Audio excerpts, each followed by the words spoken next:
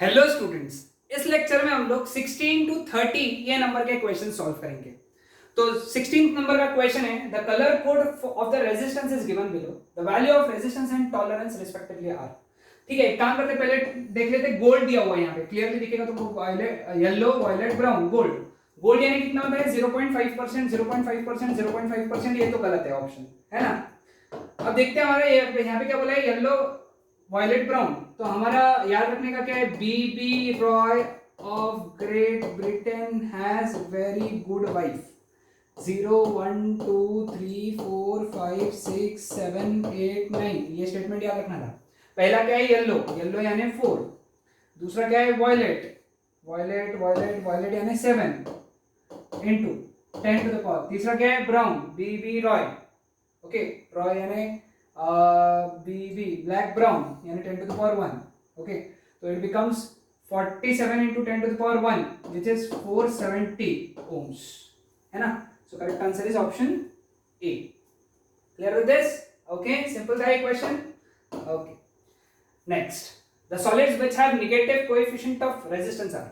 Negative coefficient यानी temperature बढ़ाने से रेजिस्टेंस कम होना, ओके।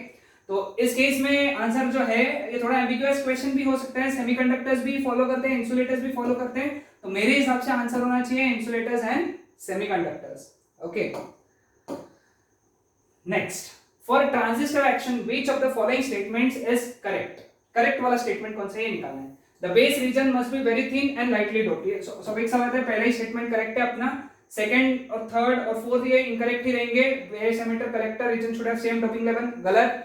बेस में कम होना चाहिए, एमिटर में ज्यादा होना चाहिए, कलेक्टर में मॉडरेट होना चाहिए। Base emitter and collector region should have same size, नहीं, बेस बहुत छोटा होता है, कलेक्टर बहुत बड़ा होता है, एमिटर मॉडरेट होता है। Both emitter junction and collector junction are forward bias, ये भी गलत। एमिटर जंक्शन हमेशा फॉरवर्ड बायस होता है और कलेक्टर जंक्शन हमेशा रिवर्स बायस होता है ना। सारे options clear, okay. Next, a spherical conductor of radius 10 cm has charge 3.2 into 10 to the power minus 7 coulomb distributed uniformly. What is the magnitude of electric field at a point 15 cm from the center of the sphere? Formula electric field का formula है 1 by 4 pi epsilon 0 q upon r square। 1 by 4 pi epsilon 0 का value कितना दिया हुआ है, 9 into 10 to the power 9। q कितना है, charge 3.2 into 10 to the power minus 7, और r स्क्वायर, r यानी क्या है 15, 15 10 नहीं लेना है, 10 उसका रेडियस है, डिस्टेंस 15 है, 15 into 10 to the power minus 2 whole square. तो ऊपर सॉल्व किया 9 into 3.2 which becomes 28.8 into 10 to the power 2 upon नीचे आ गया 225 into 10 to the power minus 4। तो इट बिकम्स, इसको लिखूंगा 288 into 10 to the power 1 upon 225 into 10 to the power minus 4। Minus 4 ऊपर गया 10 to the power 5, ये हो गया 225 है, 225 1 पॉइंट समथिंग आएगा, 1 पॉइंट समथिंग, क्योंकि 288 है, 225 है, थोड़ा सा कम है, 1 point something into 10 to the power 5, 1 point something into 10 to the power 5, option C. This is our correct answer, okay. Clear with this, समझ में आया, इसका सी आंसर है। Next, light of frequency 1.5 times the threshold frequency nu is equal to 1.5 times nu naught is incident on the photosensitive material. What will be the photoelectric current if the frequency is half and the intensity is doubled? अब frequency अगर half कर दोगे यानी कितनी हो जाएगी, new frequency that would be 0.75 times new not. अरे भाई ये तो थ्रेशोल्ड से कम होगी ना, फ्रीक्वेंसी अगर हाफ कर दिया यानी कितना कर दिया, 1.5 न्यू नॉट के हाफ यानी 0.75 न्यू नॉट, उसका हाफ हो गया ना, यानी न्यू नॉट से कम हो गई। अब न्यू नॉट से कम हो गई तो फोटो इलेक्ट्रिक करंट होगा ही नहीं, मतलब photo electric current will become zero. Logical question, solve करने का जरूरत ही नहीं, ओके। समझ में आया सबको।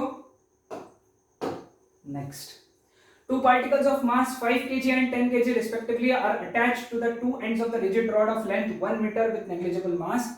The center of mass of the system from the 5 kg particle is nearly at a distance of, है ना, ये 5 kg, ये 10 kg, इसका सेंटर ऑफ मास किधर रहेगा, इसका centre of mass would be इधर, लेट अस से at a distance r1 from 5 kg। तो r1 कितना रहेगा फिर, it would B total distance कितना दिया है 1 मीटर, तो इट वुड बी m2, इसको बोलेंगे हम लोग m2 और इसको बोलेंगे m1, तो it would be m2 upon m1 plus m2 into d, ये है d, ठीक है। तो r1 is equal to 10 upon 10 plus 5 it is 15 into d कितना है 1, तो इट इज 2/3 मीटर, 2/3 मीटर यानी 0.66 मीटर, यानी 0.66 मीटर यानी 0.67 बोल सकते हैं इसको, है ना, 67 मीटर विच इज 67 सेंटीमीटर। समझ में आया सबको? तो वो रहेगा 67 सेंटीमीटर पे। Next, a wire of length L and cross section A is hanging from a fixed support. The length of the wire changes to L1 when mass M is suspended from it. From its free end, the expression for Young's modulus is, Young's modulus क्या होता है? F into delta L upon A, sorry, F into capital L upon A into delta L, है ना। अब force कितना रहेगा? mg, वजन जितना mg, L length, original length L है, upon A change in length, change in length मतलब क्या रहेगा? ओरिजिनल लेंथ L है और इंक्रीज इन लेंथ L1 है, तो ये रहेगा L1 minus L, so this would be your answer, mg capital L upon A into L1 minus L, option E, ठीक है। Next, a charged particle is having a drift velocity of 7.5 into 10 to the power minus 4 meter per second in an electric field of 3 into 10 to the power minus 10 volt per meter. It has mobility, mobility निकालना है यहाँ पे, mobility mu is equal to drift speed upon electric field. Okay, drift speed is 7.5 into 10 to the power minus 4 upon electric field कितना है 3 into 10 to the power minus 10, so it becomes 2.5 into 10 to the power 6 unit, 2.5 into 10 to the power 6, option C, very simple, है ना। Next, okay, so next is, assuming that light of wavelength 600 nanometer is coming from a star, the limit of resolution of the telescope whose objective has diameter of 2 meter is, limit of resolution of telescope is 1.22 lambda by A, A is diameter, है ना, 1.22 lambda कितना है 6 into 10 to the power minus 7 लिखना है ना, 600 into 10 to the power minus 9 which is 6 into 10 to the power minus 7 upon 2, cancel, so it becomes, sorry, 3.66 into 10 to the power minus 7 radian, which is option B, है ना, simple, okay। Next, find the torque about the origin when a force of 3 J cap Newton acts on particle whose position vector is 2 K cap Newton. Position vector दिया है 2 K cap, force दिया है 3 J cap metre Newton. तो torque क्या होता है? R cross F, torque क्या होता है? R कितना है? 2 K cap cross 3 J cap. It can be written as 2 into 3 becomes 6 K cap cross J cap, है ना। K cap cross J cap is minus I cap, तो answer is minus 6 I cap newton metre, है ना। Simple था ये भी question, बहुत आसान है ना। Light with an average flux of 20 watt per centimeter square falls on a non-reflecting surface at a normal incidence having surface area 20 centimeter square. The energy received by the surface during the time span of 1 minute is, energy received निकालना, energy is power into time, okay। अब power कितना रहेगा? ये flux दिया हुआ है, power कितना रहेगा? 20 into 20, है ना। फ्लक्स मल्टीप्लाइड बाय एरिया, ये रहेगा power, flux multiplied by area is power. Centimetre square है, सेंटीमीटर स्क्वायर है तो कोई टेंशन नहीं, उसको कन्वर्ट करने का जरूरत नहीं, लेकिन टाइम है, टाइम को कन्वर्ट करना पड़ेगा। 1 मिनट है तो इट वुड बी 60 सेकेंड, तो दिस वुड बी 400 into 60, तो it would B 24000, okay, so it becomes that much joule, that is 24 into 10 to the power 3 joule, so correct answer is option D, okay। A screw gauge वाला question आया, has a least count of 0.01 mm and there are 50 divisions in its circular scale. The pitch of the screw gauge is, okay, least count is equal to, formula है pitch upon number of divisions. Formula याद रखना है, least count कितना है यहाँ पे 0.01, that is pitch निकालना है अपने को अपॉन 50 यहाँ आ गया, तो pitch becomes 0.01 into 50 which is, sorry, it becomes 0.5 mm. So correct answer is option D. Okay, are you clear with this?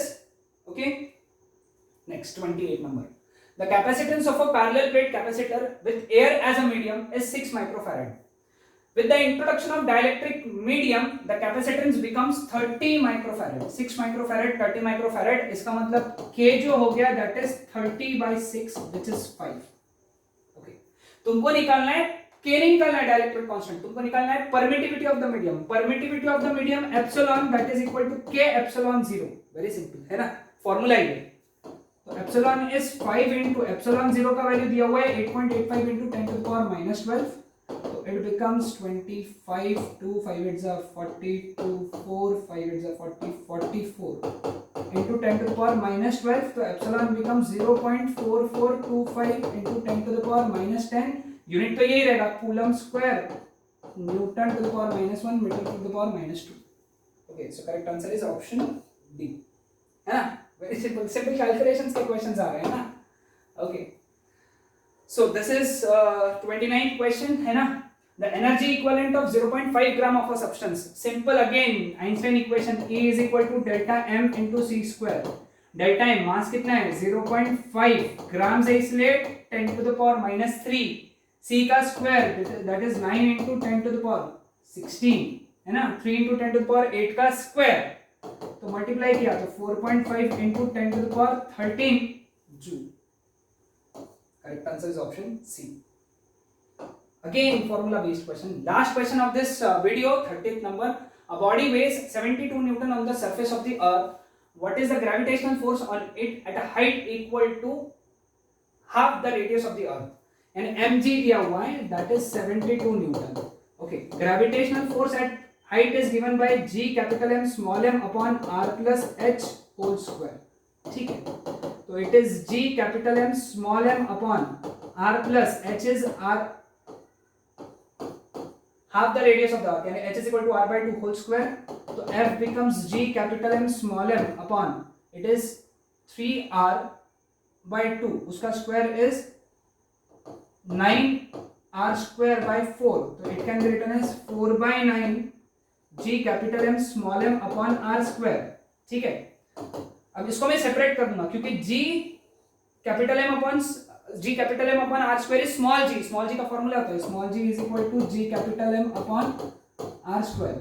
okay, so therefore f becomes 4 by 9 small g into m, that is equal to 4 by 9 times mg, therefore that is 4 by 9 times mg कितना है बेटा 72, 9 1s are 9 8s are, therefore force becomes, sorry 82 नहीं 32 Newton.